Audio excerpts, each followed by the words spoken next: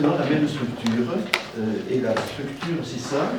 On commence à demander au patient son but ou son problème, et on trouve la métaphore du but ou du problème. C'est ce que ça a été un peu le travail d'hier, ou disons l'essentiel du travail d'hier, et vous l'avez compris, on l'a vu dans les tours de table, et ça vous le ferez donc plus naturellement aujourd'hui.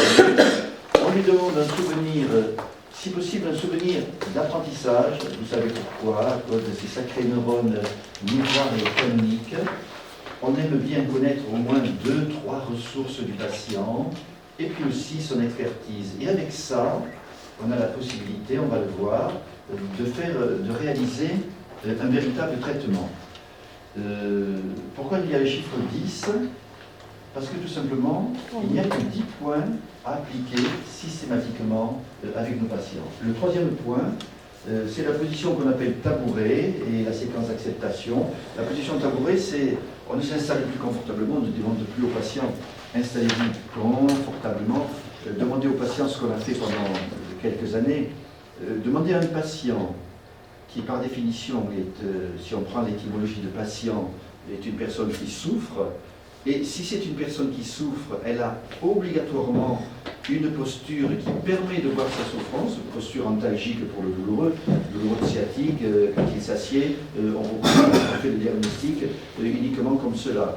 Mais pour un déprimé aussi, en 40 ans de carrière en psychiatrie, je n'ai jamais vu une personne rentrer dans mon cabinet et me dire « Docteur, je suis déprimé ». Je ne sais pas si vous avez vu ça, moi je n'ai jamais vu. Alors, rien que le fait de voir la personne déprimée rentrer, je vois qu'elle a la posture du déprimé. Regardez plutôt la pointe des chaussures ou des choses comme ça. Et donc demander à une personne qui est dans sa posture antalgique de prendre une position confortable, c'est lui demander l'impossible. Elle ne peut pas par définition, sinon elle ne serait pas patiente, elle ne serait pas avec vous. Et donc on lui demande de prendre une position à la limite inconfortable, qu'on appelle la position du tabouret, c'est-à-dire au lieu d'utiliser le dos de la chaise ou du fauteuil, on s'avance un peu et on se met dans la position tabouret, position que vous avez déjà apprise et que vous utiliserez dans l'exercice. Et tout ceci, on le fait avec la séquence d'acceptation. Le quatrième point, c'est la phrase activatrice. Le cinquième point, on commence l'accompagnement tout de suite, sans faire d'induction. Et l'accompagnement, on s'intéresse en priorité à la proprioception. Le sixième point, on emploie systématiquement une métaphore du changement, c'est le minimum. Et si on est en forme, on emploie une métaphore inventée. Le septième point, une phrase connectante. Si on est en forme, on en emploie 2 ou 3.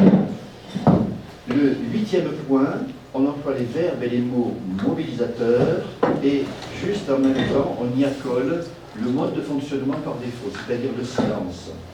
Et le neuvième point, on fait la terminaison alors classico-nouvelle, c'est-à-dire c'est l'introduction de 3 mouvements respiratoires volontairement un peu plus profonds et l'étirement.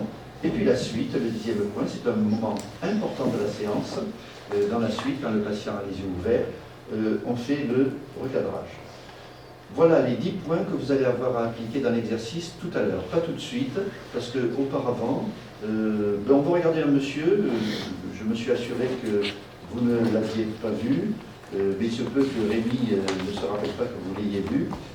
Même si vous l'avez vu, on va le regarder parce que ça va nous permettre de voir...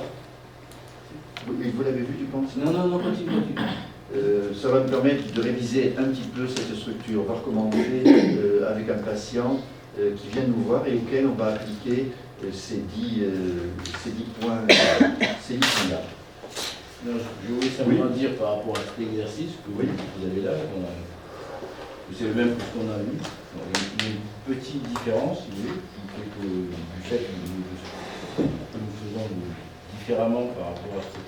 Non, pas par rapport à vous, parce que vous étiez dans cette formation, mais au départ, de toute façon, au niveau de l'initiation, on reprend quand même les schémas classiques, notamment avec l'ancrage et la distraction. Vous n'êtes plus là ici, encore que la distraction peut se situer au niveau du recadrage. On va voir dans la terminaison, entre terminaison et suite. Donc, ne vous étonnez pas si on n'en parle pas. Voilà.